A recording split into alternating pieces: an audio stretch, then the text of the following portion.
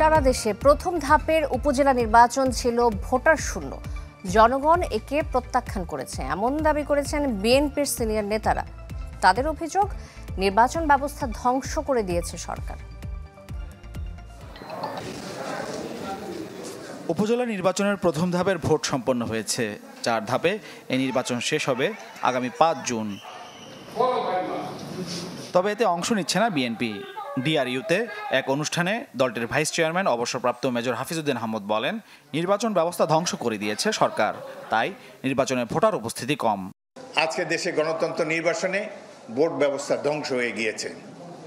আজকে দেশে উপজেলা নির্বাচন হচ্ছে, টেলিভিশনে দেখাচ্ছে, কেন্দ্রগুলা খাঁখা করছে, কোনো ভোটার সেখানে যায় নাই।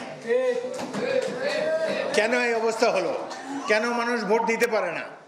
কেন মানুষের গণতান্ত্রিক অধিকার সমূহ বিলুপ্ত হলো? তারপরেও ঢাকা রিপোর্টার্স ইউনিটিতে আরেক আলোচনা সভায় বিএনপির স্থায়ী কমিটির সদস্য ডক্টর মঈন খান বলেন, সংসদ নির্বাচনের কারণে উপজেলায় ভোট প্রত্যাখ্যান করেছে জনগণ। ভোট কেন্দ্রে একজন ভোটারও নাই আমার নিজের নির্বাচনী এলাকা।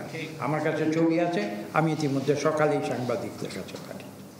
আমি আজকে পুনরায় ঠিক 7ই জানুয়ারির মতো আমি বাংলাদেশের গণতন্ত্র সচেতন মানুষের প্রতি শ্রদ্ধা জানিয়ে আমি আজকে আবার সেলিউট করি। এখনো কোনো হদিশ নাই। নয়াপল্টনে বিএনপির সিনিয়র যুগ্ম মহাসচিব রুহুল কবির রিজভী বলেন, নির্বাচনের নামে জনগণের সাথে প্রতারণা করে সরকার। দামি নির্বাচন মানেই তো সাজানো, এটা ফ্রডুলেন্ট, এটা ফার্সিয়াল, এটা শ্যাম, একেবারেই এটা একটা জালিয়াতি প্রহসনের নির্বাচন। ধন্যবাদ। মাহফুজ কামাল, চ্যানেল 24, ঢাকা।